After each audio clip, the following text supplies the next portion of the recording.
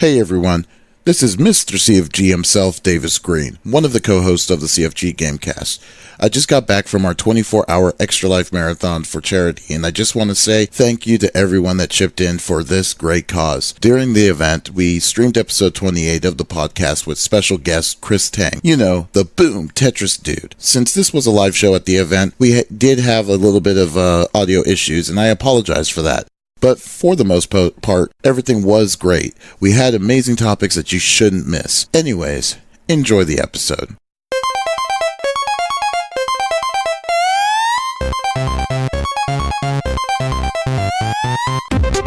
Welcome to the CFG GameCast, episode number 28, a weekly podcast where gamers and streamers alike talk about discussions of gaming topics from the previous week. I am Mr. CFG himself, Davis Green, and with me for the very first time, we got Smitty from Vegas, from the itty bitty Smitty committee. What's going on, bro?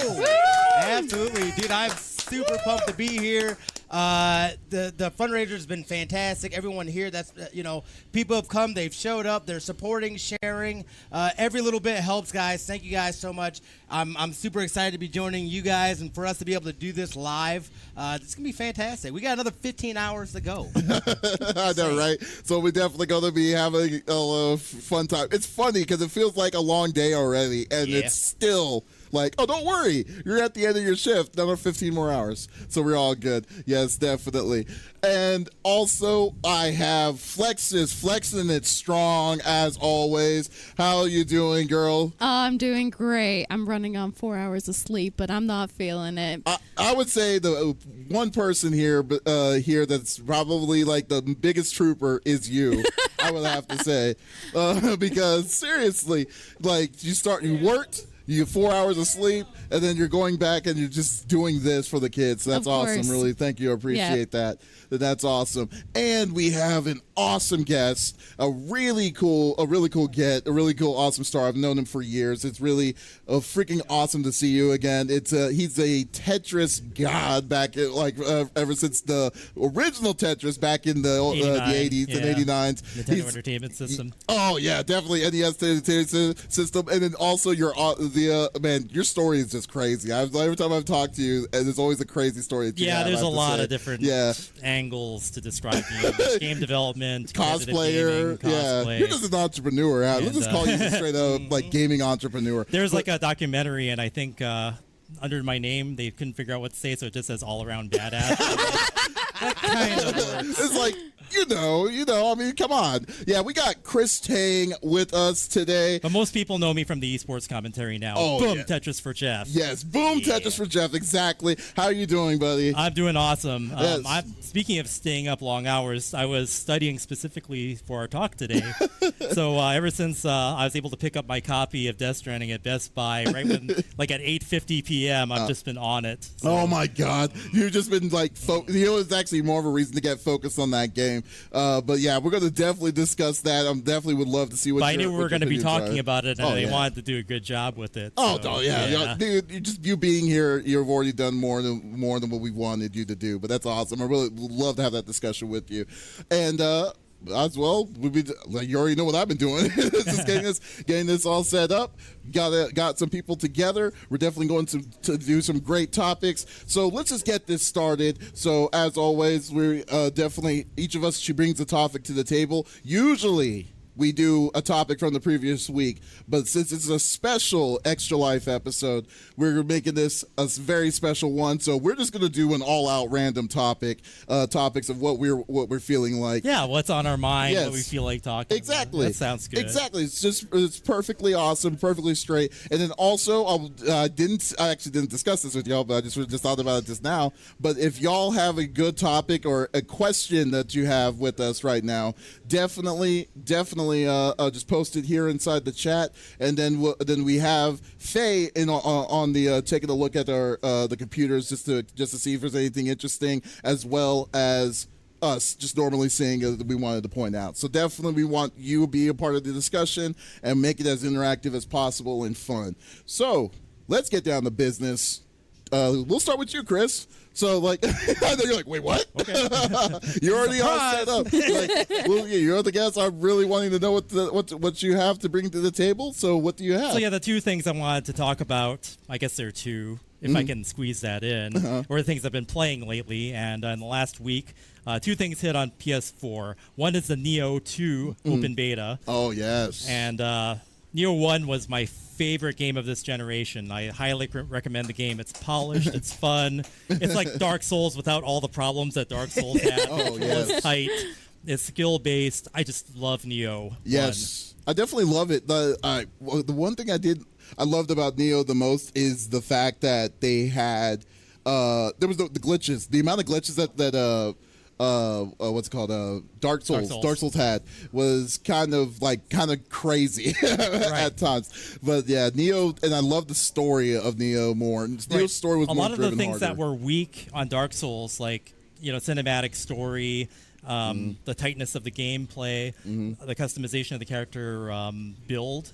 Like a lot of that stuff they did better than Dark Souls, I feel. So I became a real fan of that. I still play Dark Souls. I like both games, but Nioh really speaks to me as a player because it's one of the few games that I know of that you can choose between high frame rates and like not so high resolution, or if you like high res graphics in 4K, you can have that and choose that instead of your frame rate. Usually only PC gamers get those kinds of things to choose on your options menu, but yeah. That's definitely true. And I just had the biggest issue was what's it called? The biggest issue I had was the biggest issue. I can't even say. I'm like so much stuff happening on my headphones. I know, right? It's like here's the real test.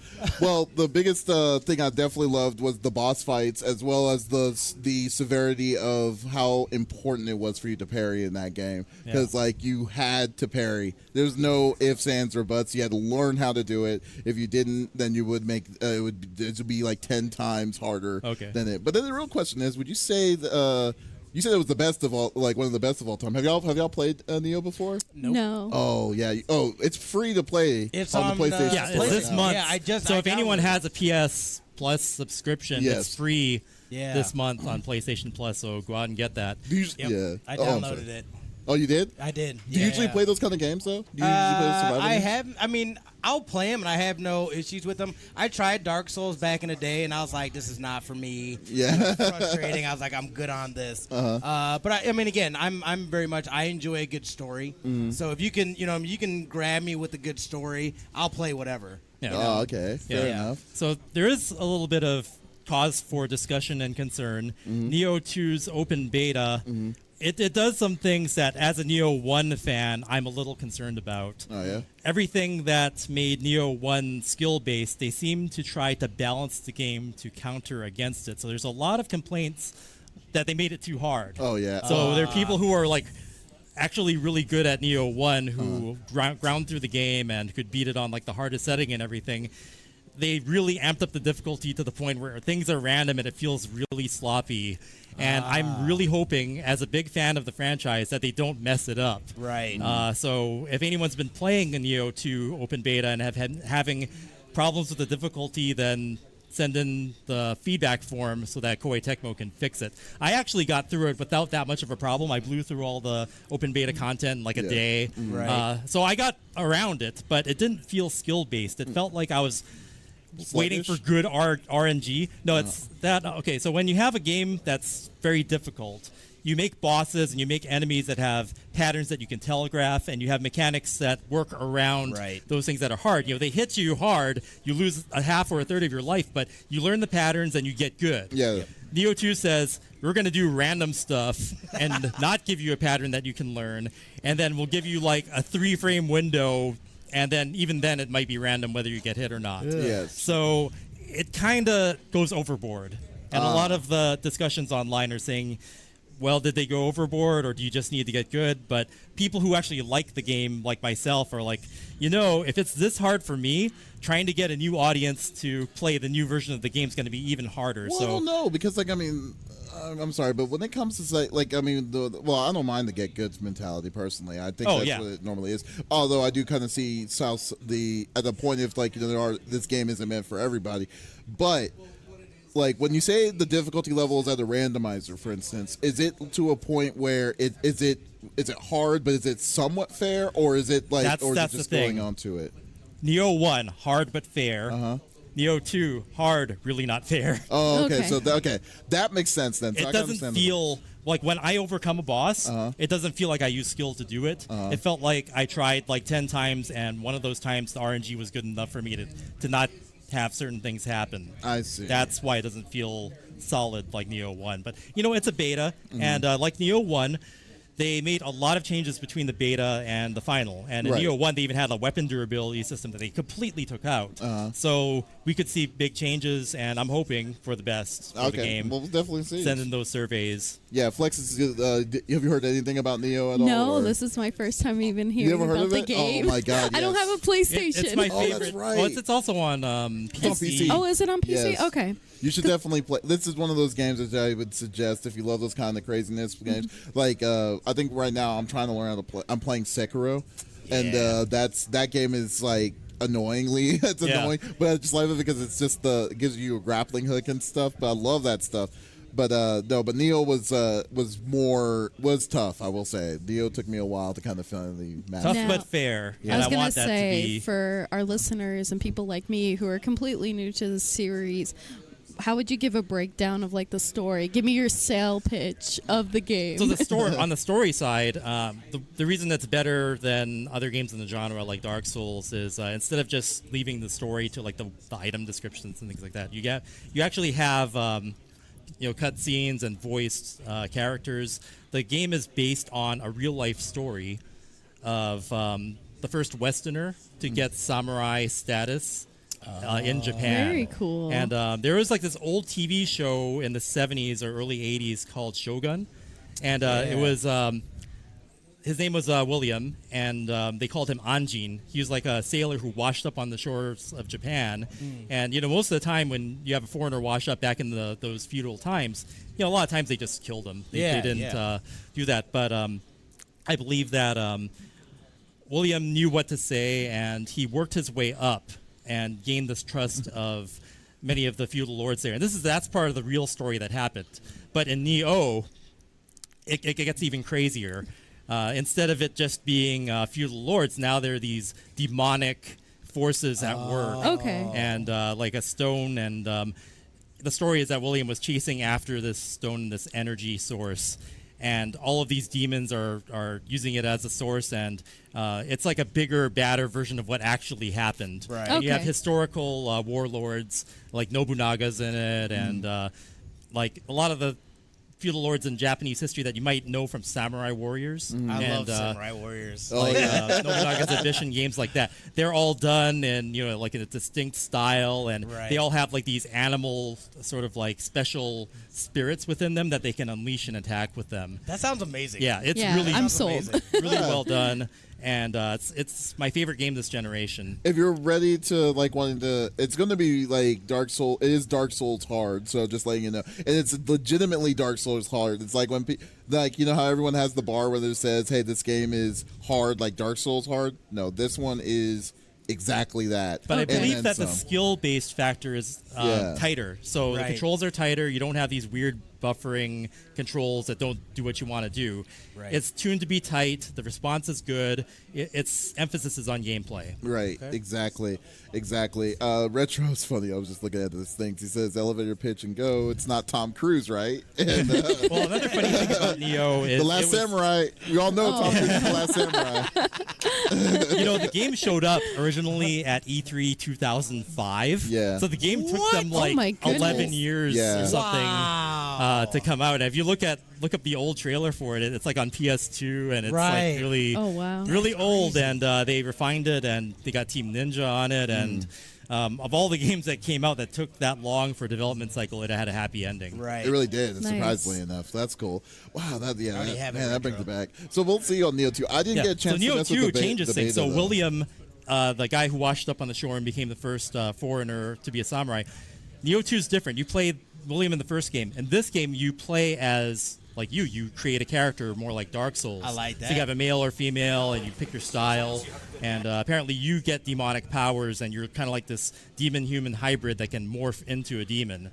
So they improve some of the powers, and they have some new gameplay elements that are going to be introduced. That's some awesome. new weapons. So I'm really excited That about it. sounds I hope that they yeah. fix the difficulty so it's not too Crazy. Well, that's the beauty Yeah. of it being in beta now, Yeah. too. And I feel like They're going to get the do a lot feedback and they'll better. fix Yeah, it. I'm really exactly. hoping.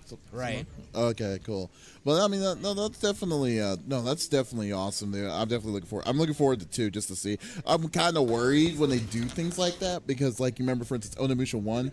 Then you switched over to Onimusha 2, and then they had the weird story with Jubei Yagyu and stuff. And then it's like, if they're going to give people more freedom with that level of, like, customization of your character and stuff, like, what's the emphasis of the story? That's the From big what I've one. seen, you're still talking with these Japanese warlords, and they're giving you a job, and you're doing this thing, and you still feel part of that world. Okay. So I like where they're going with it. Did you actually play the beta? Yes, I yourself? played You all did? the beta content. You did? Got Okay, through all of cool. it. Got through all of it in a day, so it's not insurmountable. In a day? Jeez. But yeah, no, I mean it's a meaty. Okay, You're I a- would say that the open beta, if you can get it, it's up for a couple more days. It's one of the meatiest open betas I've ever played. Like you can spend a good 20 hours on it, like getting your character. So you're all saying you powered up. played it and didn't sleep? I slept a little bit. But it's free. You can download it and play it now. And if the difficulty is too crazy, send in that feedback form. Yeah, and, That is awesome. Yeah, definitely check that out. That's really good. That's a really good sales pitch, I'll say. All right, that's a good topic, Chris. Okay, so I know the other one was going to be Death Stranding, Yeah. and I know Smitty You was guys wanting are to gonna do do it. it. Yeah. So I figured I'd use my slot on that. Yeah, we can all talk about Death See, Stranding. that's a We given. absolutely can. That's nice and I said given. I'm going to try not to fanboy as much as I can. I have not gotten to put a lot of time in. We streamed it on, I think it was Thursday, I believe, yeah. Yeah, then we got in late last night. I played for a couple hours last night. That's why I didn't go to bed till like 5:30, almost 6 o'clock this morning. But obviously it is, and I'm starting to see some of the reviews and people talking and this and that, and it's boring, it's slow. It's Kojima. What we know about Kojima, he is going to put his heart and soul into the story. So if that's not for you, and I get it, that's not for everybody, but this is exactly what I thought. You know what I mean? Give me a full meaty story with character development, and again, I've barely scratched the surface. I think I'm on like chapter 2 now, as far as the game goes. So it's now starting to open up a little bit for me.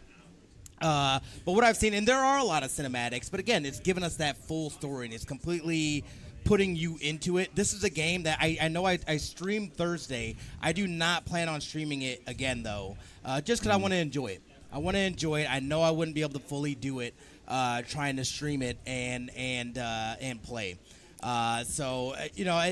Again, I'm still scratching the surface on it. I don't know exactly what it entails. It feels good. The controls feel pretty good. The weight thing is kind of, you got to take that stuff into consideration, which, again, I like those little touches where you have to think about that, like, oh, let me grab this sleeve so that I don't fall over and then wake up baby. Now I got to cuddle baby, and maybe there's a crazy thing coming. I don't know. You know what I mean? So it feels very Kojima. And again, once they announced it, I said it. I was like, you can have my wallet. You can have my cards. It doesn't matter. I'm going to get it because I know I'm going to enjoy it. If you enjoy, again, one of my favorite series is the Metal Gear series. So I've always been a huge fan. I knew coming into this what it was going to kind of be. I didn't watch a lot of the trailers intentionally, just so I can, again, I just want to Walk right experience into it raw. I can walk into it raw. I don't know what's going on, and it's been fantastic. I'm enjoying it. Here's so a question for you before we start. Did it hit? Like, did the hype for it? I mean, the hype for this game came out. This was announced initially, 4 or 5 Something years like ago, that, yeah. around that range. Like, so would you say that this game hit the expectations that you were expecting for a Kojima game to hit for you, or do you feel like it was overrated to the extent of this was like the bee's knees of everything that was being told to me? I need to get this game, or like I don't or feel. Like, what do you feel? If you're saying, right do I feel like this is Anthem 2.0? No. Then no. Because I got words for them over Anthem, no. right?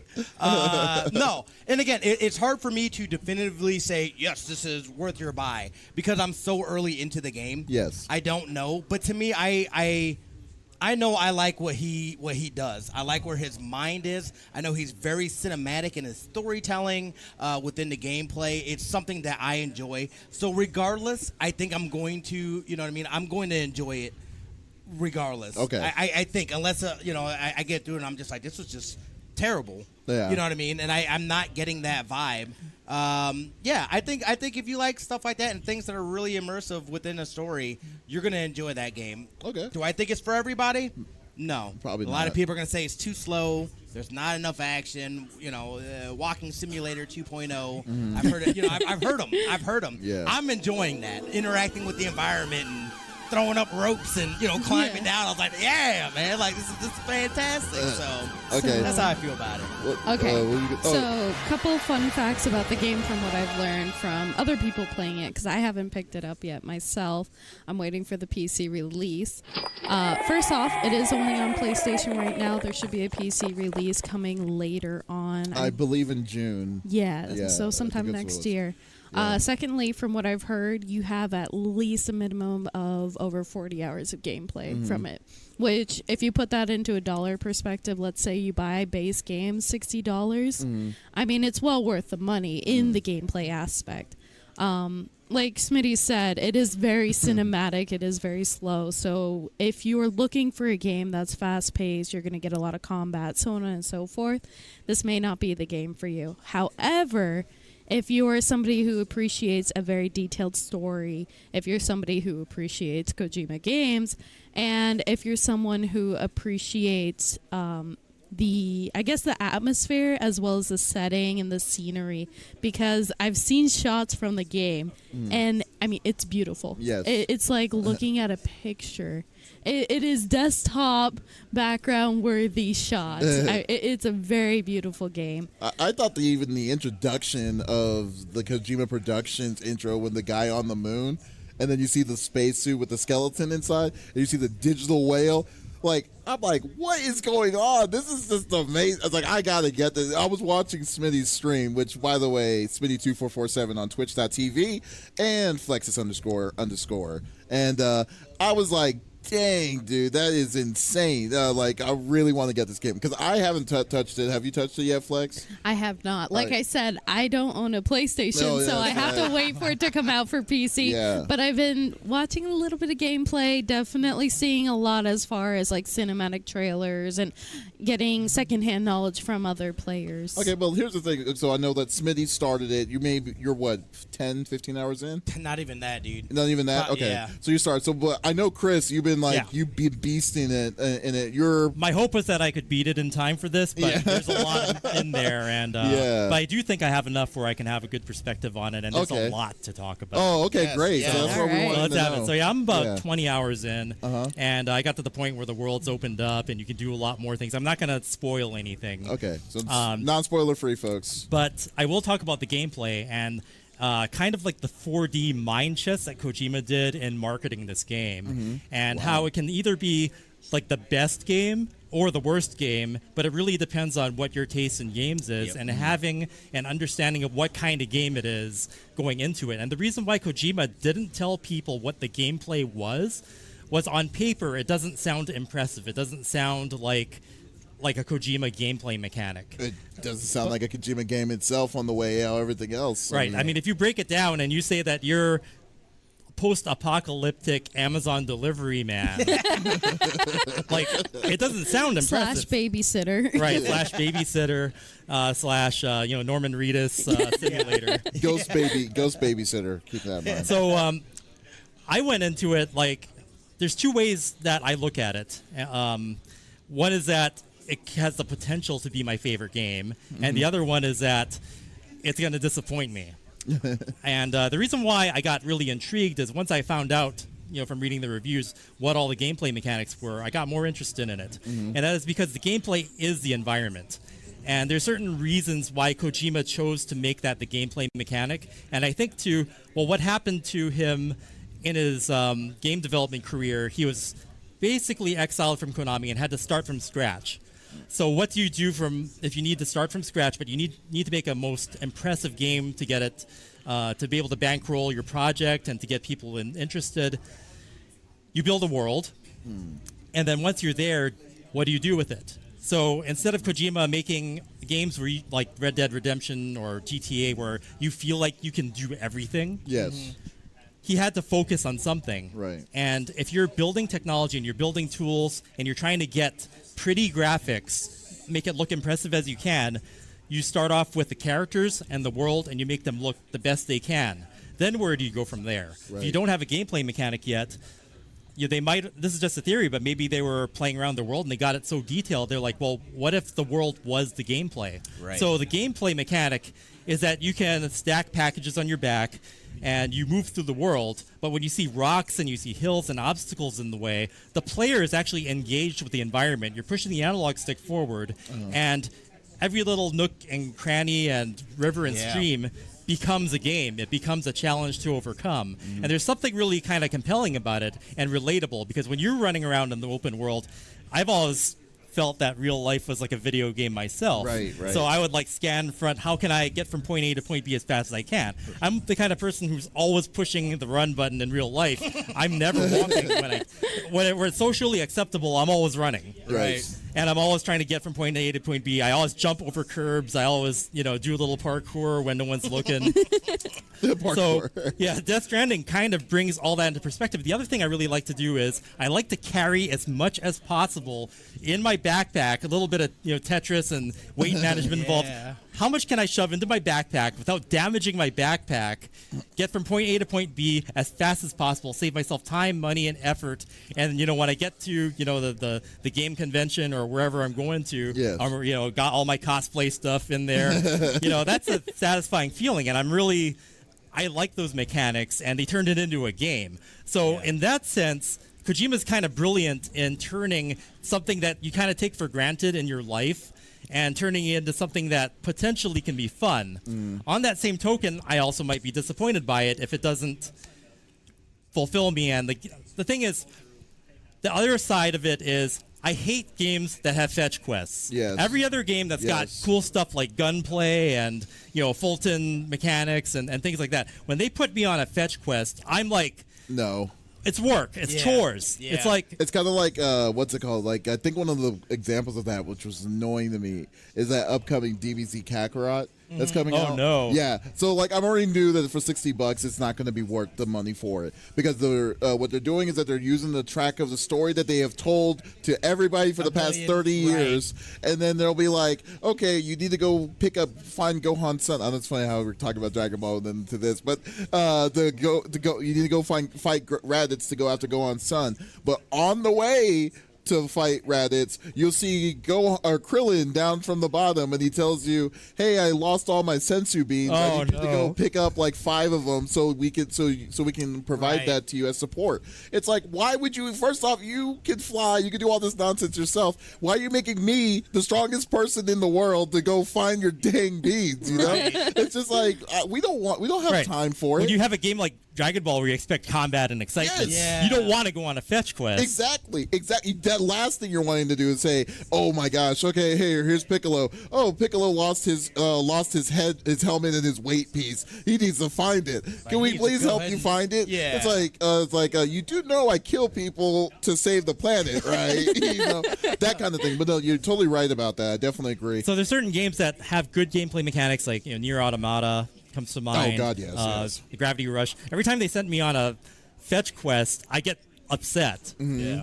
So Death Stranding is kind of brilliant, because if you go in knowing that you're a delivery boy, it's kind of acceptable that you're going on fetch quests all the time. But if you hate fetch quests, and that's absolutely like something you do not want to have constant doing of over and over again, that Death Stranding is probably not for you. Oh no! But if you can embrace it and realize that Kojima put fun into the fetch quests, then it's kind of brilliant in Yes. a way. Right. Yeah. So like, and I understand that there's a giant divide for this game, and the real big hope was like I kind of felt that I knew that was going to happen because people, I mean, from the outside, this game isn't for everybody. We all know this game isn't for everybody. But then with the hype alone, the fear of missing out, and also these different kinds of levels, like, oh wow, the biggest dude from Konami is gone, and now he's a part. He's using the Guerrilla Game Engine that used Horizon Zero Dawn to do this.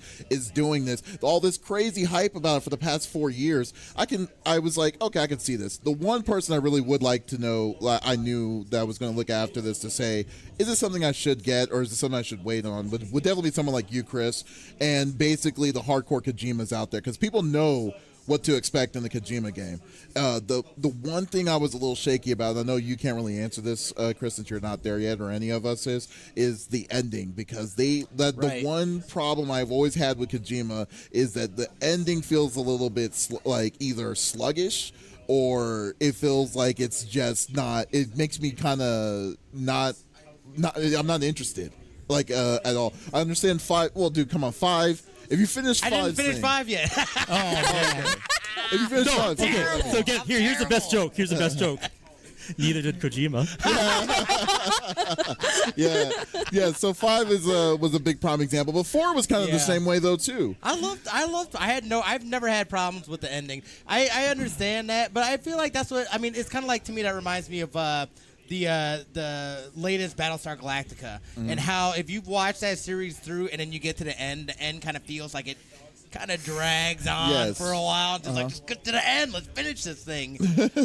I can understand that, but again, I feel like that's where, with a Kojima game, you really get that cinematic, like, he lays it out like a cinematic adventure that plays out. You know what I mean? And that's what I really appreciate about that. I take my time with that kind of stuff. I feel like people are just too impatient. I agree. Oh yeah. No, I totally agree, and I think that's where we're at right now with why we're getting the scores that we're getting the scores. Right. And like you're saying, like I love the way you described how this game is, because if anyone didn't understand like what this game was, that was probably the best way I've ever heard it. Yeah, I figured that would be a good way. You got to have both ways, right? Exactly. Will you like this, or will you not like it, and why? Yes. But if you're wondering about the ending, so I haven't seen the ending yet, and I know I'm in for some kooky crazy stuff that 2-hour probably movie. might make me not like it. But but take this into consideration. He was building the world, and he's building technology with this game. This is his first project as a new indie studio. He doesn't have all of his firepower. He went in with this not at full strength. Now that he has all this technology and he has this really detailed environment, really detailed human-like characters, can you begin to imagine what he's going to make next that he has this? Good ending or bad ending, whatever comes next from Kojima is going to blow our minds, and he will have a gameplay mechanic that's going to blow us away. What makes you think it's going to be a gameplay, though? Because I've heard that he wanted to do movies. Yeah, I guess we'll see. I don't know whether that means he's going to make movies with that studio or make movies of games that he makes. And the other thing is, when it comes in terms of whether you should buy the game or not, I think the game has such impressive graphics and asset creation that, when you ask, is this game worth $60?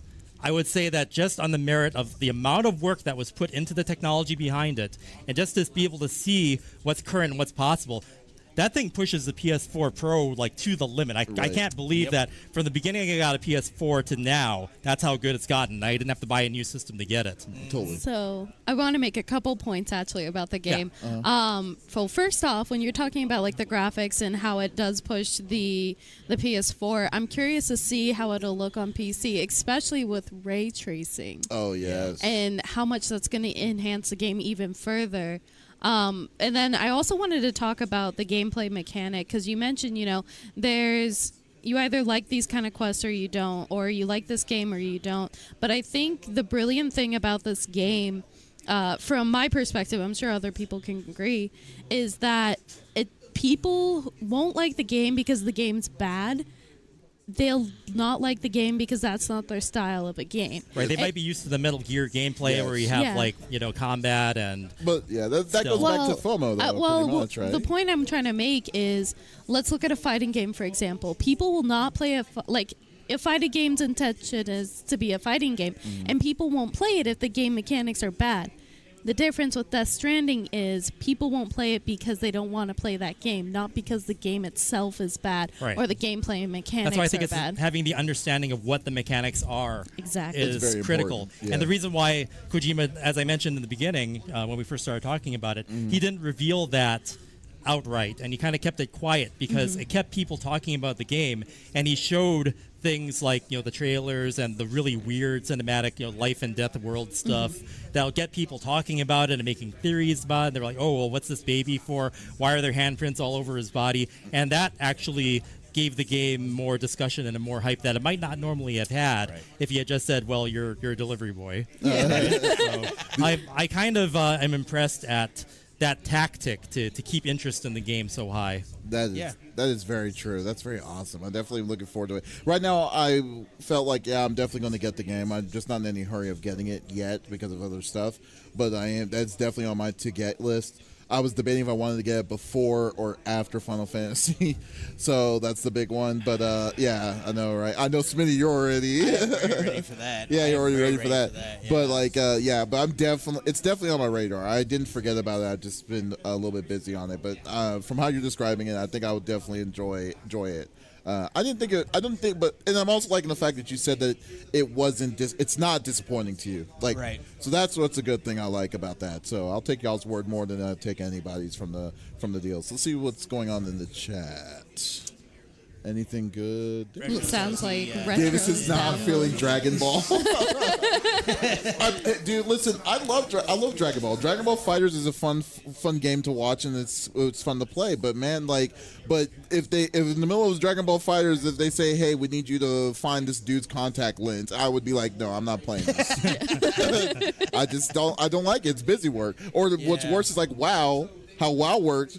Everyone loved WoW so much, but people are forgetting that every time in these small submissions, they're like, we need to kill 20 bats, and then we need to do this. Got to a point where you just picked up the quest. You didn't even read what was going on, and then you just finished. You just okay, here you go, skip, and then it's like, okay, give me my stuff. Okay, now let me do the quest, and then to get to the next mission. I don't like that. It just totally takes out of the game for its kind of interest. So let me reflect on that a bit. The best games are made when they make a game that has fun mechanics, and then they use those mechanics to be the main core of the gameplay that you keep returning to. So all the missions that you do should involve that fun gameplay. Yeah. You turn that on its head and say, well, if Kojima made any kind of game, maybe it would have been filled with fetch quests anyway. So what if you made the fetch quest the gameplay and made that as fun and detailed and interesting as possible? Yeah. Yes. Right. And to keep that's your interest in this, and then making it feel like you're just using this as a chore, Or so I mean, it could still be a chore, but if you enjoy the gameplay that they put into it and the craftsmanship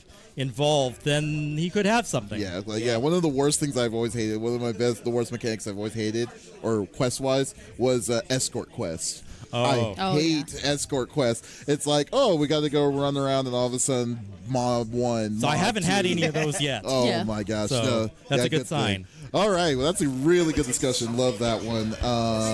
Were you going to say something, Faye? Sorry. Yeah, I was going to say it was good. I got a one topic from chat. Have any of you guys played the new Call of Duty yet?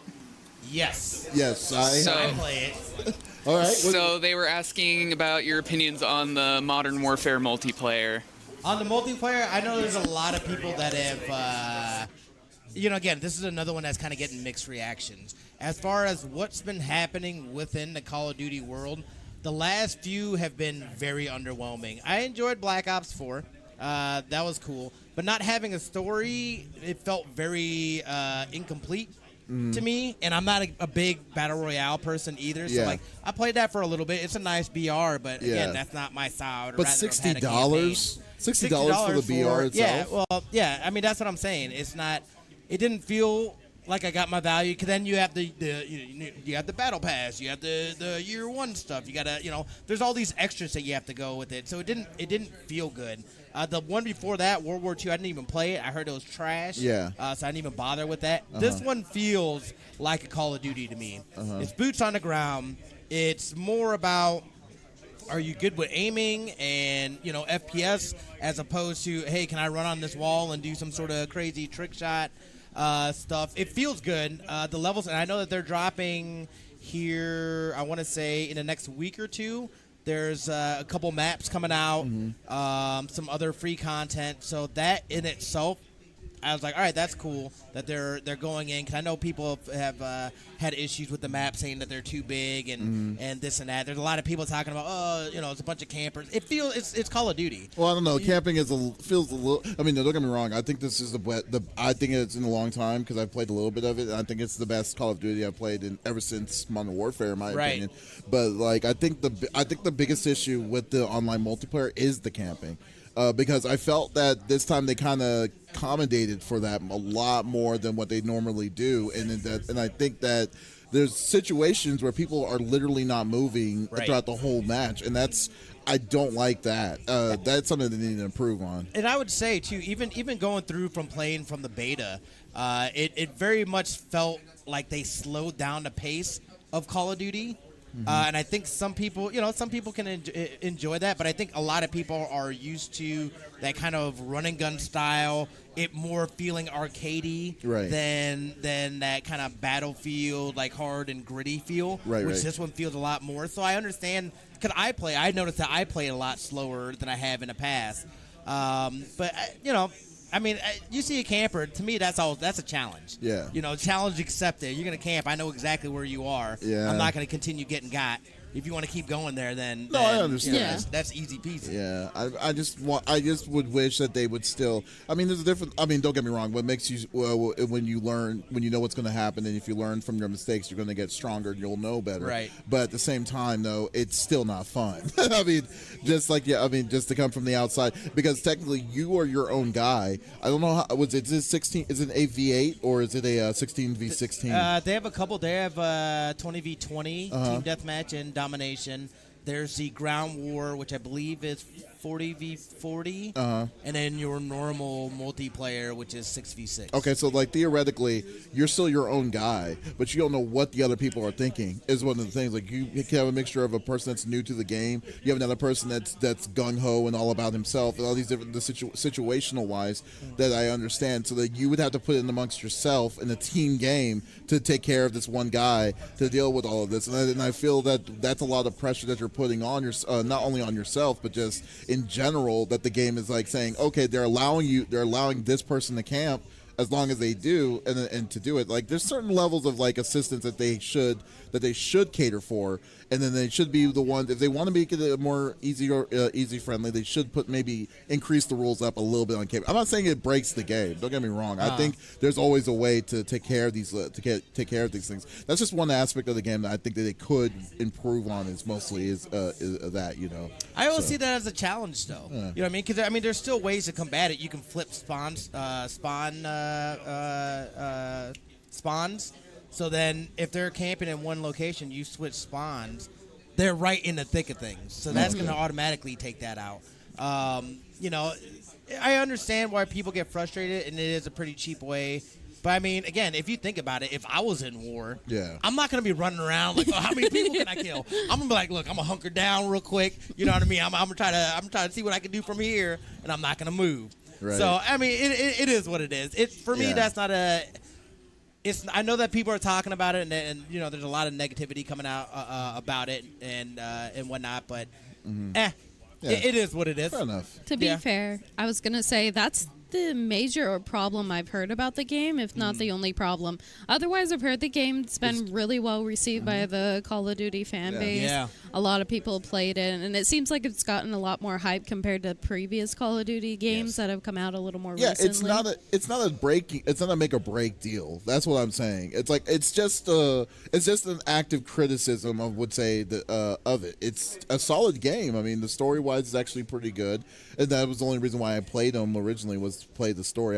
That's why I never played Black Ops. But overall, I mean, that's a small thing. Okay, let's switch over. Flexiss, do you have something to bring to the table? So mostly I just wanted to talk about, since it was kind of a free-for-all for gaming, I wanted to talk about the impact of gaming on lives, primarily in big impacts. So, this event is a good example of, we're making an impact, we're doing a good cause, we're raising a lot of money. But also I want to talk about, specific people within the industry. and the impact that gaming has had on them and their career and their growth as an individual in a lot of positive ways. For example, a couple of years ago, a player that went by Knuckle Dew in Street Fighter V won Capcom Cup. And for those who aren't familiar, Capcom Cup is the Street Fighter tournament each year. So all the top players within the entire world go and they'll compete if they qualify. So you go against all these top sponsored players, these insane people. And this kid, I mean, he's younger than me, and I'm 24. And so this kid rises up from the ashes almost. You know, he rises up. He beats all these pro players. I'm talking people that have been there since, like, Street Fighter 1 days. And so he beats them, and he wins the tournament. Yes. And on top of that, he wins $250,000. Oh, yes. Which, for anybody, you know, that young, that is life-changing money. And after that, you know, sponsorships comes through. You know, you get recognition. You become considered a pro player. And so this becomes a career for you. And, you know, this isn't the first time we've heard this kind of story where we're seeing this pro player.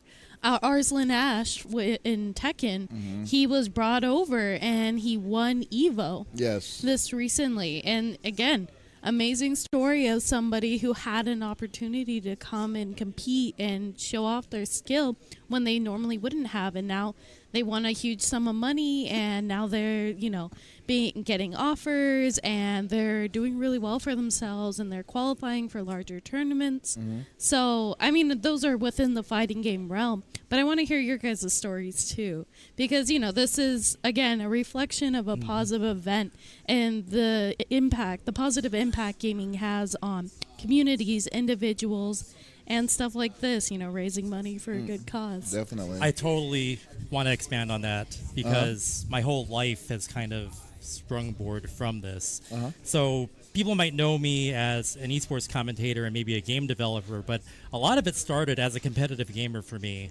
And I was a competitor in the Nintendo World Championships, and I won the Los Angeles City Championship, and I became the Sega World Champion, winning the biggest esports contest that was ever held at the time, $25,000 on Alcatraz, and it was broadcast on MTV. Was it 94? What year was that? 1994. Yeah, okay. So as a kid, I was one of these kind of like prodigies playing games, esports, being in these competitions, and it changed my life, and it gave me something really positive to pursue in my life. After I'd won in LA for the Nintendo thing, I was immediately hired by Atari, and I worked as a game developer from that point on. I ended up working at Capcom, and you know, I actually worked on some Street Fighter games. But anyway, my past aside, let's fast forward to the future. So because I had those positive experiences, it's always been my dream to be able to bring happiness and positivity to the gaming space through video games however way I can. That's just been ingrained in me because I had those opportunities as a kid growing up. So fast forward many years later, and one of my friends, Robin Mahara, who was a fellow competitor, you could say rival, at the Nintendo contest, right. You know, he actually beat me in Oakland, sent me to LA, and then I won in LA. Because he beat me and sent me to LA, I met the person who hired me at Atari. So it's really good that I got my ass kicked. Wow, dang. Small world. Yeah. Years later, Robin says, I want to have a tournament. I want it to be like the old NWC. I want to find out who the best Tetris player in the world is. So 10 years ago, the Tetris World Championship started. And it started off as a small event at a theater in LA, and we had like some of the Twin Galaxies high score winners and some of the people who had been posting really high scores. We invited them to compete with each other to find out who would win. The Nintendo champion Thor Ackerland was one of the contenders for that, and the guy who won was Jonas Neubauer, and he for many years that our tournament ran, he became the 7-time world champion of Tetris. Now, last year something amazing happened.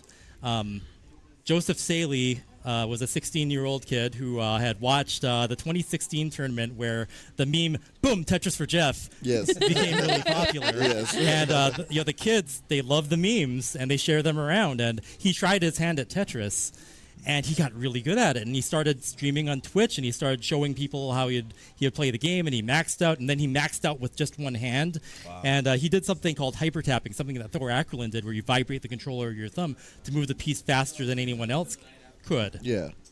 So what happened last year was Joseph showed up at the tournament. He just wanted to compete. He just wanted to hang out with us. He thought like our scene was really cool and really welcoming.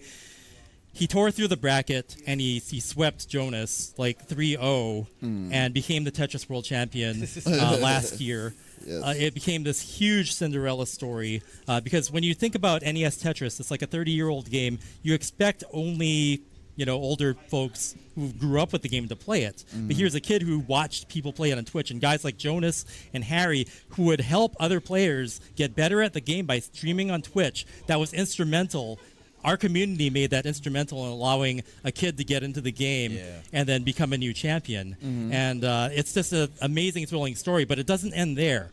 See, because when Joseph, the 16-year-old kid, showed the world that he could do it and learn the game in a year, other kids saw it. And they saw it on, we were on ESPN, and we have this new generation, like in the last year. So like 4 out of the top 8 competitors in Tetris World Championships this year were under the age of 20. So you got like we went from new blood now. 30, 40 somethings. They're now teenagers have come. They're enjoying the game. They're getting into it. They're doing something positive with it. And one of the young players won again this year. So that's awesome. That's awesome. We've been broadcasting the current Classic Tetris on YouTube. We've been broadcasting this year's past tournament, which happened a couple of weeks ago. And it's just like what you said, a kid seeing something, being inspired, and being able to use that to better their life. It's something so positive. And I'm the caster who did the Boom Tetris for Jeff that got him playing the game. So it's the biggest honor and the most incredible feeling for me to grow up. Like, I would watch this old TV show. I don't know if you remember. There was a game show called Starcade. Yeah, I remember Starcade. Yeah, there would be like an arcade machine as a prize, and these kids and their parents would play and try to get a high score and win the arcade machine. Yeah. I would watch that stuff, get inspired. Like, I want to be like that someday. Yes. But, arcade games kind of died, and then Nintendo became my thing, Nintendo and Sega. We grew up with Nick Arcade, unfortunately. Yeah. But, yeah, being able to kind of like give back to the community and to create a positive space for kids growing up to want to get into esports and inspire the next generation. That's been the biggest thing. So it doesn't end when you've made it to the top as an esports player. It doesn't end there. You can give back to the community, and you can give rise to completely new challenges for the next generation. And I'd encourage people, to always, even if once you feel like you've made it, the challenges never end. Right. And you can help the world out from that point on. Oh, wow. Geez. I was going to tack on to that a little bit because, when you become a top player, you still get back. And again, we're going to tie back to Knuckle Do real quick. Multiple players this past year have been sponsored by him to go to different tournaments, as well as Justin Wong. Yeah. Justin Wong, I'm sure a lot of people in the fighting game community know he started his own brand and company to go and support players and send players out to tournaments and things like that. Sherry Jennings. Yep, Sherry Jennings. Yep, sent Arslan Ash, who won EVO. Yes. So, it's amazing, to think that if it wasn't for Sherry, we wouldn't have EVO 2019 Tekken winner. Yes. At least be who he was. But yeah, it's, you make a great point, Chris, that even if you reach the top, you can still continue to give back and still continue to strive for excellence and for success. And I think that's the big thing is within the community, we all care about each other and we all have a common goal. We all want to see each other succeed. Exactly. Make the world a better place through what we do. It's even though it's a competition and it's a tournament and we compete against each other, outside of that realm, we're all friends. We're all supportive of each other. We want to see each other grow. So. Oh, definitely.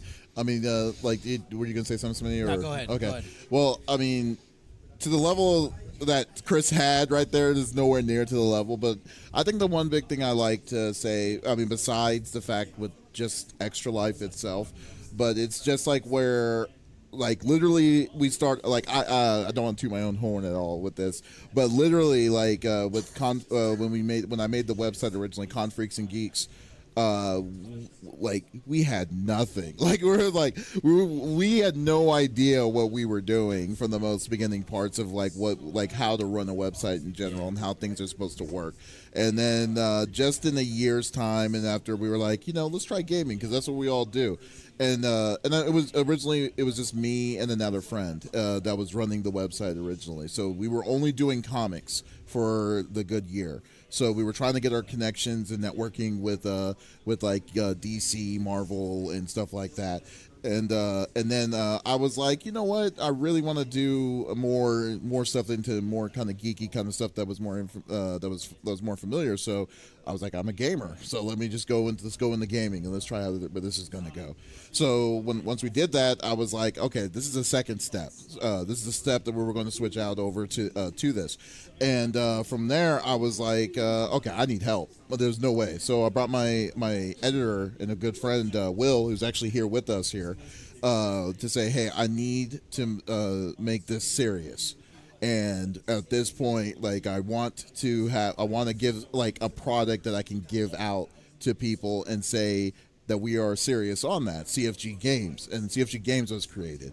So and then since then we were just slowly getting good deals, do good written reviews, really fun interviews and stuff like that. And then we got a chance. Then my friend said, you should really start streaming. So I was like, okay, let me try streaming. And that basically opened up an interesting floodgate of information to where we are right now to this day. Because like the first year of this, we're like, okay, this is not working. I'm not feeling this. But then the second year, we're like, okay, let's be more serious because it seems like it's going to go more towards streaming. So we got a little bit more. I mean, we're still very, very small, still very, very mediocre. But we were learning how to do this stuff. And then I just said, hey, let's do Extra Life and see where this is going to go.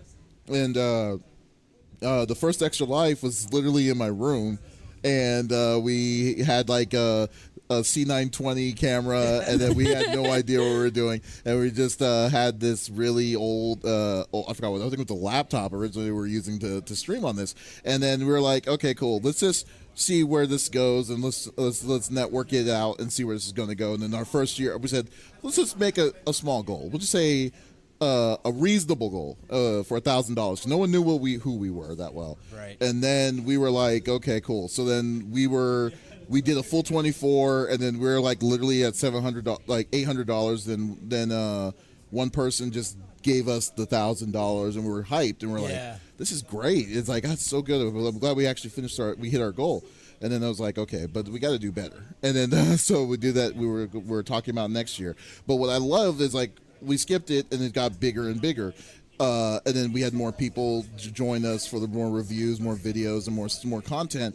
And then this is our third year doing it. And to say that, like, I had to move. I left Arizona this year, moved to Texas, and still had the strong ties that we are right now with Arizona and the Phoenix Children's Hospital and stuff. And I was like, man, this is I was kind of afraid because I was thinking, like, I don't know what I'm going to expect when I come back to Arizona and like the levels. I mean, I've met people from the streaming side. I've met you, Flexiss, and Chris in the convention scenes and for the most part.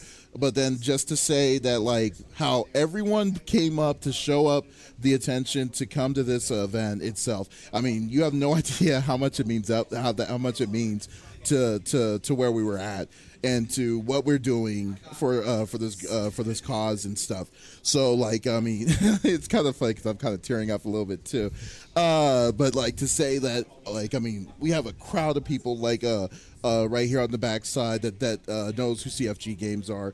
We've met new friends that is definitely up on it. We're at a game store now. Yeah. We're like that was willing to give us our time to do this and stuff. So and I also have like really good people like Brian and stuff like that that I know has my back for this kind of stuff. So to say that that literally gaming literally brought us together. You came from Vegas from here to do this stuff, and then it doesn't matter what. Like, I mean, in this room alone, we probably have like 20 Twitch people.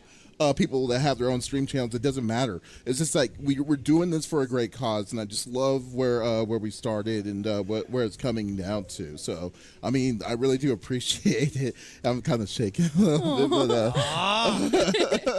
no, but it's good. Yeah, I was gonna say, and that's the thing that I think a lot of gamers also have in common. You know, we might get salty, we might teabag, so on and so forth. But at the same time, you know, we are all very selfless selfless. And again, we can tie it back to the fact that we want to help each other and we want to see each other improve and grow and support each other and goal.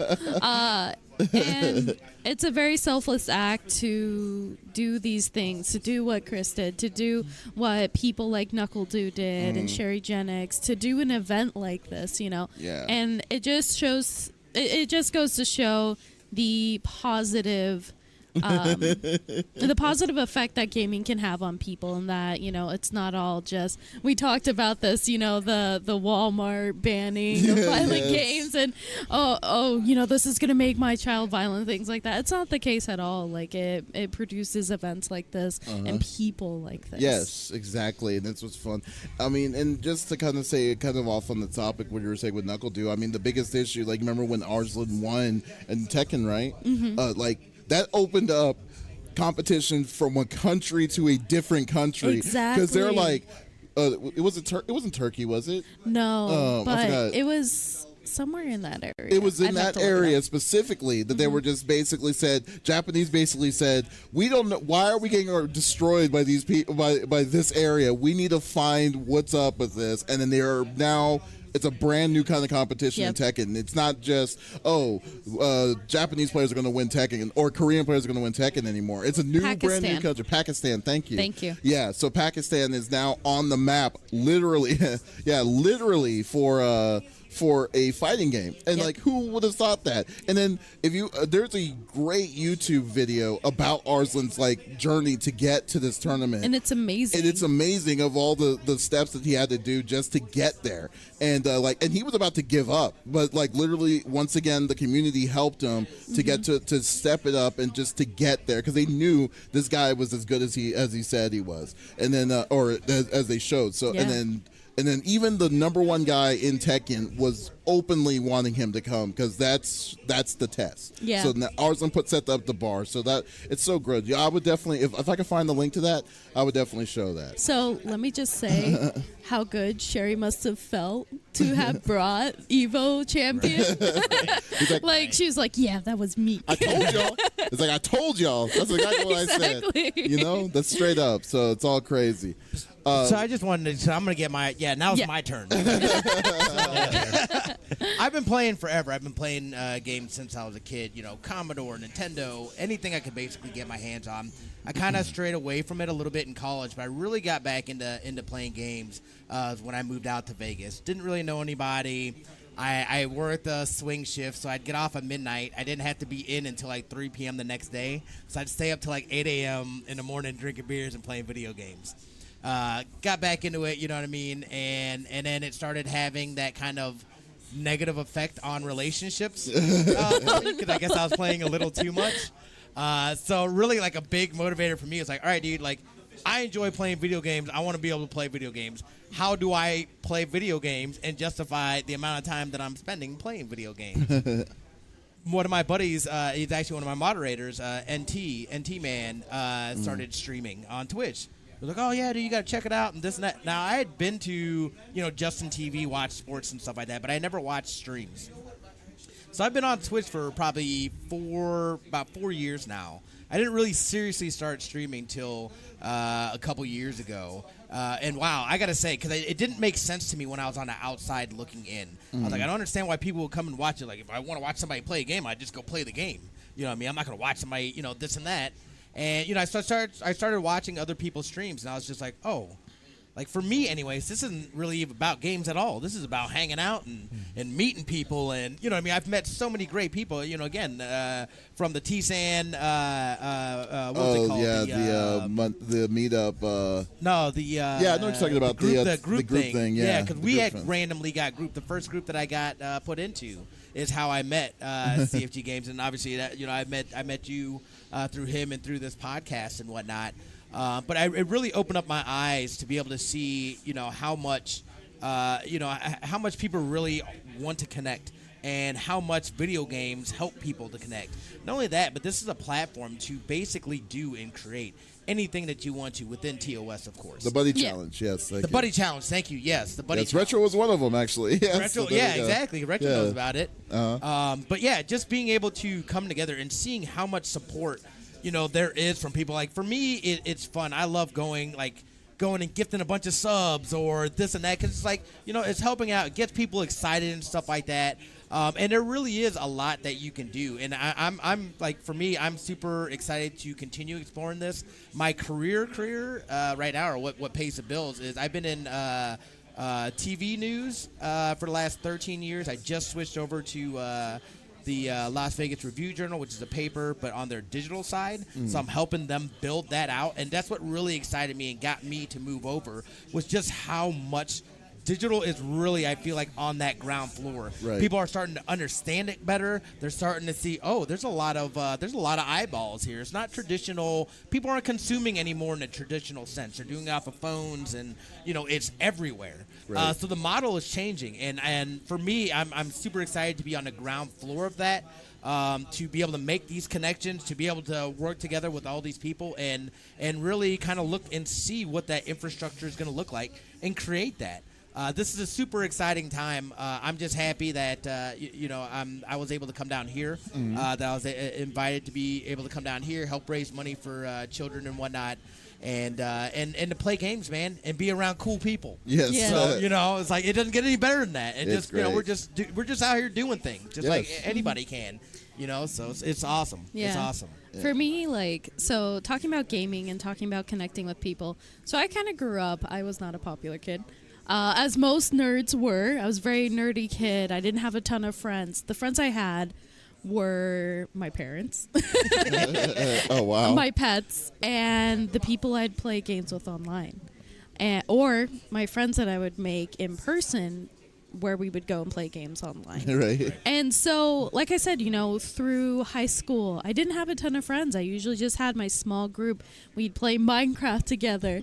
Back when Minecraft was still in beta. Right. Oh, wow. Oh, man. And so we would play Minecraft together. We'd play RuneScape. We'd play all these different games and stuff like that. And that was how I made friends.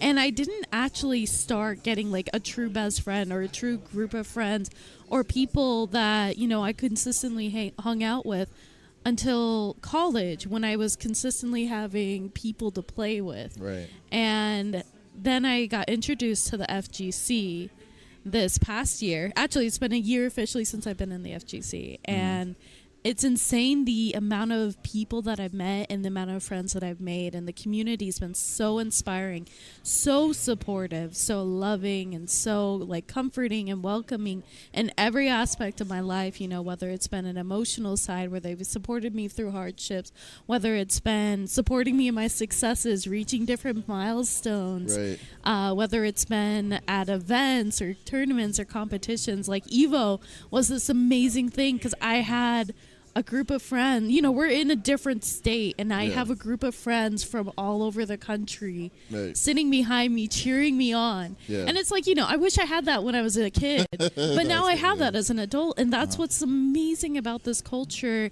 And of course, that's what's amazing about the fighting game community, is that it is a family, it is friends, it's a community, and you feel that. And like I said, I get a little teary-eyed, and I feel very wholesome, and I love the community I'm part of, both within fighting games and as a whole, because seeing the rise of Twitch, Twitch is now a community in itself. Yes. Gaming is its own community, and so seeing the rise of popularity, seeing the rise of support for each other, and finding commonalities to be able to connect and connect through other people as well. I think it's amazing, and it's completely changed my life. Especially the FGC. I don't even know what I was doing with myself a year ago. That's what I tell people. If it weren't for video games, I probably wouldn't even be alive. Or something. Exactly. Gone down the wrong path. Yeah, comatose stay in my bed or something. Yeah. That's so funny. So, and that's what's amazing about the gaming community. And I think, I spend all my free time playing games pretty much. Most of my relationships and friendships all center around gaming. So, and I think most people can speak on that. And I think people on the outside don't realize how big of an impact gaming can have. Yes, I think that's what it is. From the outside perspective, it may look like it's just gaming, but really it's more than that. And I mean, people who are inside the community understands it. And I think it's not just staying in the basement, just playing games just for the heck of it. It is a little bit. Yeah, it is a little bit. It is. But I mean, what brings you in as much of it is that camaraderie that you have towards the people that you are seeing. You may not know this person. This person may be 1,000 miles away, but at the same time, the person is definitely in the same groove with you, and then you're definitely in a good sync where you're wanting to talk to it, especially in the FGC. God, the FGC community. I don't think it gets as much credit as it gets, really, because I mean it's straight up competition. But at the same time, at the end of the day, when it's like when someone gets bodied, it's that same person will come to them with the straight up respect that they get back. So you don't hear any of this nonsense unless you're part of the Smash community. Yeah. But still, but definitely, that was a great topic. Yeah. So yes, I love that topic. Yes. Yeah. Thank you, Flex. That's probably like the topic of the day, right there. It's like going. Because we all have part of that. start. Yeah, absolutely. They're all so different, but yet here we are. You know what I mean? Here we are, and those stories lead to here and us coming together and whatnot. You can't go wrong with it, man. Oh, it's a great At least community, until so. Death Stranding comes out on PC. Y'all leave me That'll be alone. what brings I'm us done. together. Speaking of which, I know Smitty, you won't be streaming it, but I've been streaming my run like from the start. So if people want to watch me continue my run, my Twitch handle is Boomtang, BOOMTANG. I love that. Perfect. Boom Tang. Okay, Boomtang. I'll I like definitely it. go with that. So yeah, in a few hours I'll jump back on and nice. I'll play That's all the way awesome. through if you want to check Heck it yeah. out. All right, That's before I awesome. do the last topic, I just want to do one more thing, just another fact. We are at 2184, so 16 more dollars, and we will give away some stuff that was generously donated seeing by goodies Viz over there. and some video game companies. So just It says $16. 85 on here. Oh, 85? I'm Yeah. sorry. So 15 more dollars. So $15 $1 less. So yeah, $15 more, and then your name will be inside the raffle. We'll raffle it immediately, give it to you. But definitely, this is for the kids. Everyone's brought together, as you've seen from this the smallest violins playing in the background where people are about to cry. But definitely, for $15 more, we're going to be at 22. Our goal's 3,000. I know we can do it. We know we have it here. So let's definitely bring together and try to get to that goal together. Okay. All right, my last topic. It's not going to be as hearty or as meaty as that, I will say. I was just wanting to get your opinion on this because, I mean, I don't know who's planning on getting Pokemon when it comes out. I know you probably are done. I canceled my pre-order. You did? Why? Yeah, I've just been super disappointed by the leaks. Yes. Unfortunately. Oh, the leaks? Okay, so maybe whatever. I didn't want to look at them, Uh-huh. but I got curious about what got cut exactly, and over half the Pokemon from the total decks have been cut. Okay, yeah, that's it. This is actually going to be fun because I'm going to bring this up to this topic, and here's one of the things I've kind of never really understood. And I'm trying to get an open mind on this thing itself. So basically, yes, there are leaks of Pokemon from Pokemon that were saying that people are mad about the selection that Pokemon is bringing to this one. It's not only is it less, I believe it's a lot less than what it normally is, and then also the people are not fans of the transfer from the previous generations that's coming to the current generations itself. Now, I may not be the best person to explain on this because, like, the last Pokemon I played was Red. Okay. I'm with you there. So, yeah, exactly. So I played Red, and then I was like, oh, okay, cool. So, I mean, and this is literally, 20 years later or so? But, and I understand the level of frustration, but then I thought to myself, it's like, do we really need the transfers of these Pokemon? I mean, the it's usually what's the average? Like 150, maybe 200? I don't know. You're looking at me. I have no idea. So there's 900. There's over 900 Pokemon now. They have like exactly 400 in this new game. Oh wow. Okay. so Okay, so 900. Okay, so Gen 4 had more Pokemon than this one will. okay, so fair enough. That's weird. My biggest issue is like, okay, so they people are mad because they're not bringing the old Pokemon back. This is kind of weird to me because I've always thought like, okay, if that's the case, why do y'all need a new game? You know what I mean? Like I'm just wondering, like their level of what people are wanting to bring back to it. why are they wanting the old stuff and then trying to justify to spend $60 to bring back the old stuff instead of introducing the new stuff? You know, I mean, can someone please explain? Because is it more than what I'm? Am I simplifying this? Because that's what I'm gathering. Their reasoning behind cutting it was to improve the game itself, like the animations, all this other stuff. They're still reusing old animations. Some moves still don't really have animations. The model of the Pokemon just moves up and down. Okay. From people who've played through the whole game already that got it early, said that it is no longer than any previous gen game for a higher price tag with essentially less content. But the price tag is the same price. It's still $60. Previous games, the most expensive one was $40. It was 40 new? Yeah. Oh, because Previous games. Previous games. These are consoles. Yeah, because it's the first game on the console, and it's less content than they had on the handheld games, essentially. Oh, okay. Which is a big disappointment to tons of people who are finally waiting to see Pokemon on a big console for the first time. Okay, so here's the counter to that. So most people are familiar with Pokemon being on. They're familiar with the fact that it was on a console.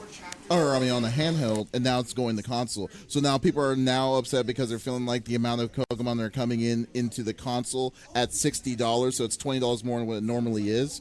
But it's going to be less Pokemon. I don't see a problem with that, personally, because I feel that was it the other way around? You expect more for paying more, and I think the level of entitlement for people is that they are expecting to get I think the biggest thing is that they're trying to get their old Pokemon to this new game is one, and two, they feel like the list is weak. But how big is the list? Is the list? Do you know how many Pokemon have they verified? How big? I believe it's 400. It's 400. 400.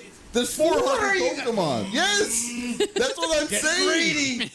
I'm greedy. So I'm trying. Yeah, I'm seriously trying to get an open understanding of this because I'm just Some examples is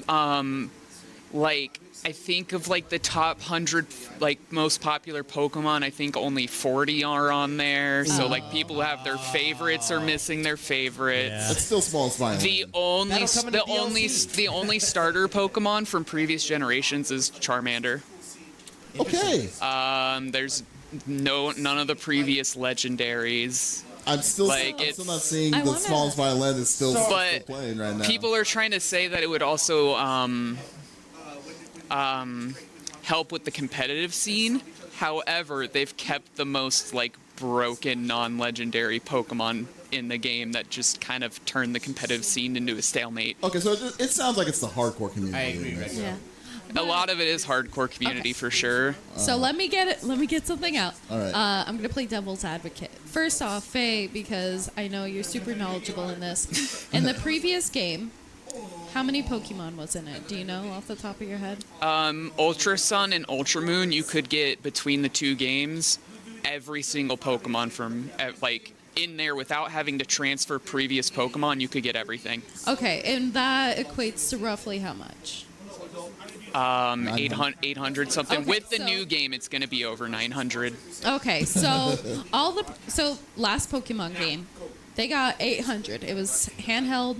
And it was only 40. Now we're seeing it get taken over to console. We're seeing a drastic cut in Pokemon. And mind you, I'm playing devil's advocate. Yes. I'm not a crazy Pokemon fan or anything. But to have to pay more and get less content. And it's well, why not just play it on handheld? Why not? It's almost as if it's well, what's the point of buying the game if I'm getting less content, if I'm not getting, the new variety of gameplay, if I'm not getting everything that I loved in the previous games, and I'm having to pay more. The other thing is, I think there's a lot of people who might have bought a Nintendo Switch not thinking it was going to have that problem. Mm-hmm. Yeah. Well, yeah, but I mean...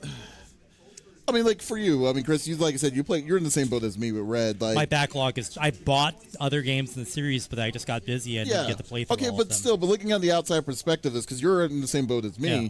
That when you're seeing like, I mean, you understand that when they don't like if the previous titles or if they're doing less titles from the previous ones, but yet they're introducing their new sets of they're trying to introduce more new Pokemon. So people are not staying with the old ones and go with it. Like, are my you angle on that this or not? is, I did, play way back in the day. I played Red, and like I said, I had a few. I had like Silver and some other ones that were along the way. I didn't get to, play all through it, but I always knew that the door was open for me to move those Pokemon forward into the future if I could. Mm-hmm. From what I hear from the new one, that door just shut, and that puts a spear in between me being able to do that ever again. Okay. And if this is where they're going to stand with it, then they're cutting off a lot of people from being able to get back. Oh my goodness, we just jumped up to 2,215.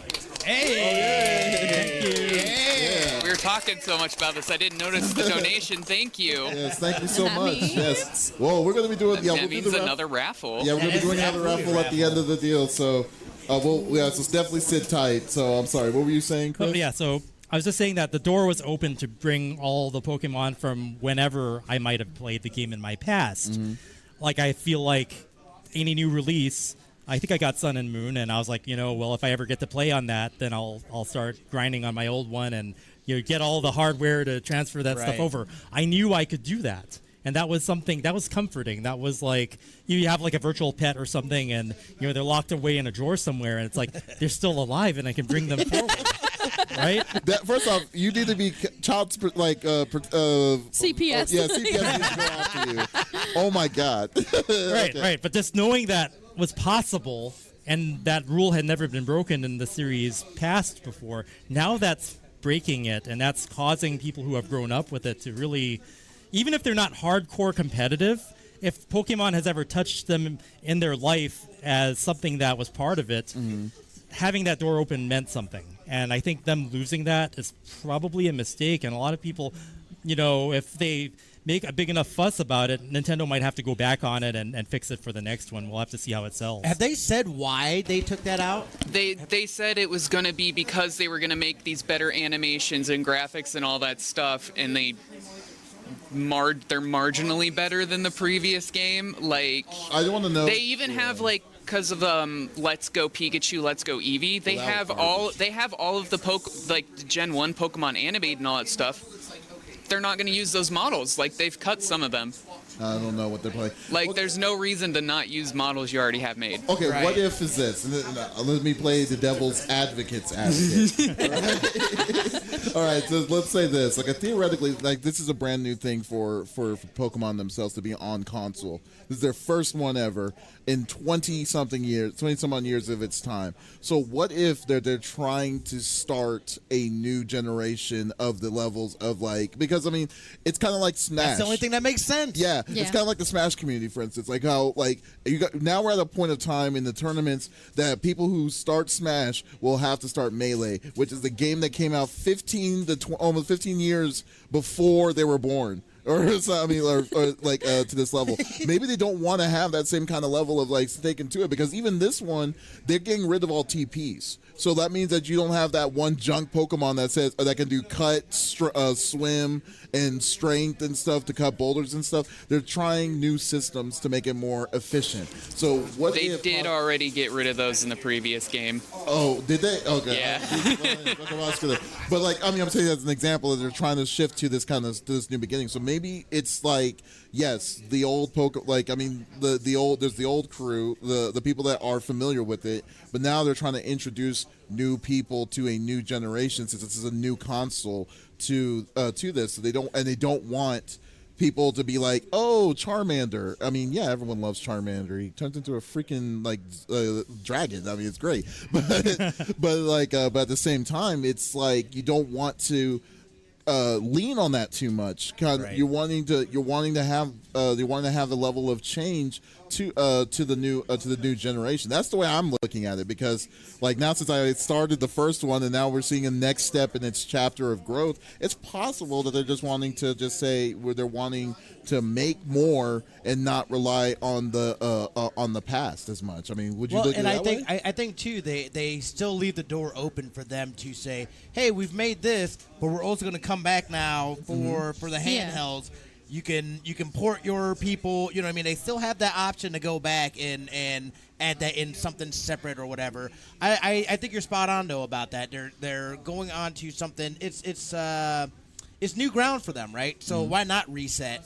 Let's start over, and then you start building from this point on in the games that we make for console. Then you can, that progression and that kind of stuff then starts getting introduced back into the game. So, okay, yeah. I don't know, we might not know their plan yet. Right. Yeah. Yes. Yep. So I think, people are always so quick to want to hate on something. It's like, give it some time to breathe. It's kind of like last week when we were talking about Overwatch 2 and people were already hating on the it's like Actually, yeah. I was going to comment on that because I believe it was the new BB tag. Yeah, I want to say it was the new BB tag. Is it Blaze Blue? Guilty Tag Gear. Battle? Or Guilty Gear. Thank you. They're reinventing it, making it simpler, getting people into it. Oh, I always that's wanted right. to play XR, but I didn't have time. But I know how complicated, how much time investment It is very would take complicated, to yes. get to a competitive level on that. Right. But because they said they're starting it over, I feel like, hey, maybe I have a chance at getting into the game and being on even playing field with everybody else competitively. Right. It's all my skill, even though I don't have a lot of time to practice. Yeah, and Shredder Stone has a good point on here. Having on to rely on the name, make a better game overall. Make it not only targeted towards kids, but bring in a new fan base. And the series is 20-something years old. Oh yeah. And then we don't want to get into a situation with this is a pretty extreme example, but Star Wars, how they literally killed off Luke and Han and everybody. Right. Spoilers, by the way. But they killed off It's been enough the time. the old crew, and to try to introduce a new crew. But then it's like, do you feel like 40 years might be a little too late to kind of introduce that because y'all never changed it? Or then these kind of things, it could be they don't want that same kind of situation. This is just speculation in all my modes, but I just feel like, yes, they're doing something that they've never done before, but at the same time, I think there's a method to their madness in this situation. I feel that you just need to give it an open enough mind to say, okay, let's give this sucker a shot. And keep in mind, this is the first Pokemon that's on the console. Right. This is something we've been dreaming about forever, especially Pokemon fans. And if people were interested in Pokemon, hey, I choose you Pikachu, or I choose you Eevee, which was garbage in my opinion, for me at least. I would have been like, this is ridiculous. And I knew that this was I said, no, I'm not going to get this. This is not a Pokemon game that I wanted to get. You I'm have still been waiting triggered. for Pokemon Snap 2. Oh yeah, Pokemon Snap too. See, you're letting Chris Tang wait for 15 years. That's terrible. So, Yeah. the reason why I I'm brought just up saying. Guilty Gear though, and you make a super valid point. These games are just coming out. They're still in beta. We're only seeing snapshots of gameplay, and we're only seeing people that have been playing it for a couple days. So it's not like and we often have this conversation on the podcast where companies are only in it for the money. They don't really care about the players, only what's going to make a profit. But at the same time, there are companies out there that will listen. You mentioned the game earlier where they're still accepting reviews. What was it?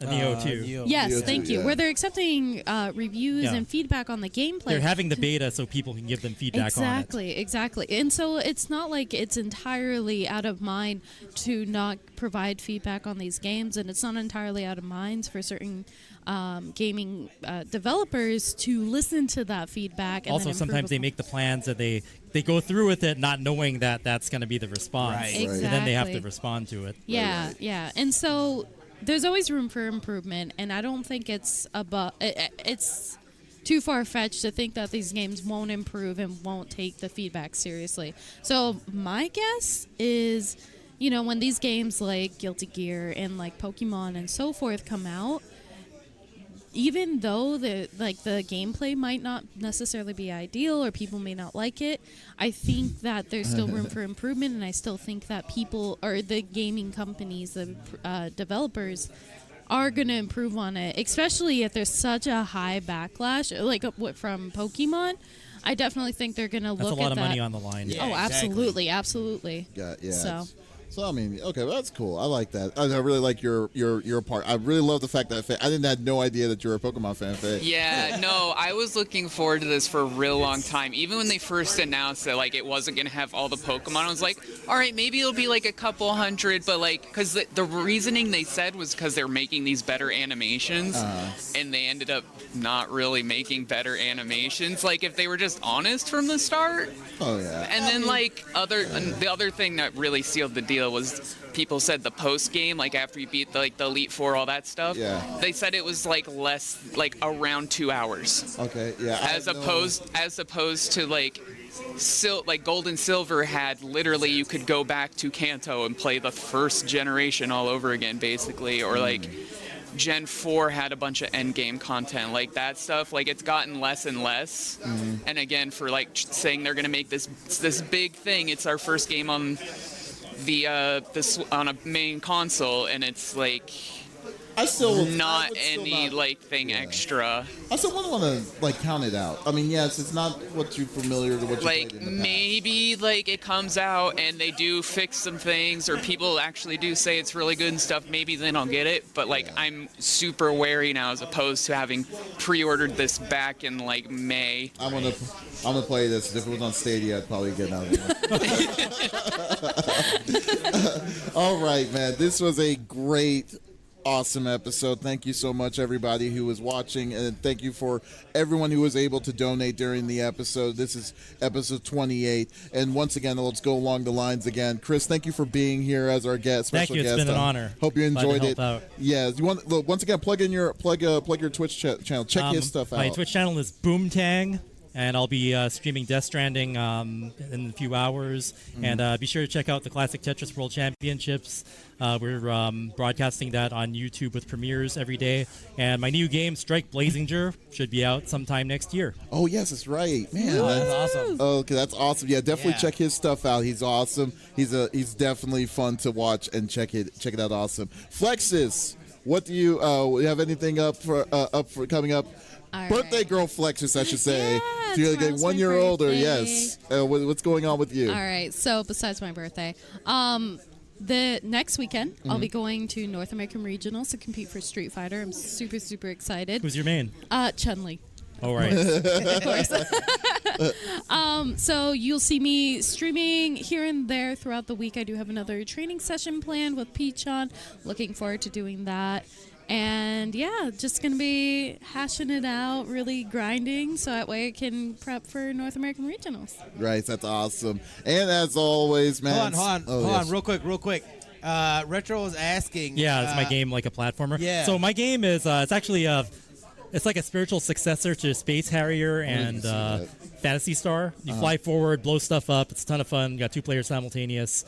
GameStack did a slight video on it, so look it up. Strike Blazinger. Yeah, it's not a platformer. It's more like it's on like Steam, Space Harrier or Star Fox, that kind of game. Yeah, it'll still be on Steam, PC, and arcade. Okay, cool. So yeah, definitely check it. And console. Yeah, definitely check it out too. I think I played it like at Game yeah, On I had Expo it on last Game year. On, and yeah, so it was awesome. Yeah, definitely check it. And Smitty, what up? What up? What up? I don't have any big plans, really. Just the normal streams. I'll be up next Friday, Saturday, Sunday. We still have Home Sweet Home that we need to finish. I think really that's the main storyline game that I'm working on. Like I said, I'm gonna play Death Stranding offline by myself and cry like a baby. So I'm looking forward to that. And Do you need us to rock you? Yeah, absolutely. If I can get that lullaby, square that, please. That'd be great. Other than that, though, I do have some big news I got to save. It's still not official yet, but we'll talk about that. Yes. Some things and stuff are working in the background. It's going to be fantastic. And then hopefully I'm going to try to get out. I know there's some events next weekend. There's a Twitch meetup at the Rio in Vegas, so I'm going to be going out to that. I was going to say, we're going to be going out to that. Yeah. So So we'll be gonna there. awesome. And then, yeah, other than that, just do the normal streams. I know I got a bunch of sound effects I need to work on and things like that. So that's going to be like your internal log. That's going to be, that is going to be a stream probably Sunday. We'll go through. So, if you're part of the Itty Bitty and whatnot, hit me up. Let me know. We'll be working through those on stream and whatnot. Other than that, going to be kicking it. Yes, that work, Smitty doing the thing. 2447, man. Itty bitty Smitty committee. Go with that. Yes. And then also at CFG Games, we are definitely playing some more variety.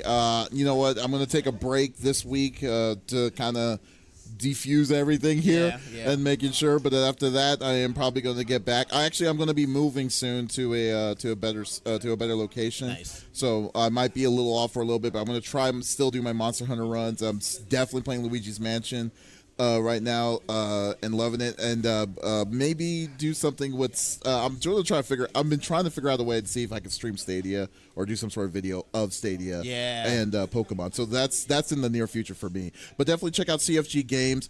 Also go on our website confreaksandgeeks.com.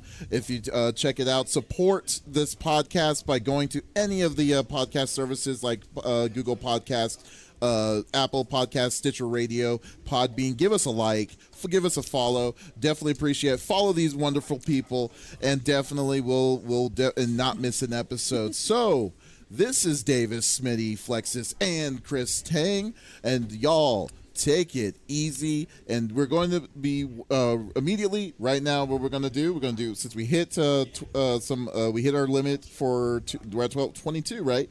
Faye, where are we at right now? It is 22:15 right now. 22:15. So thank you for that.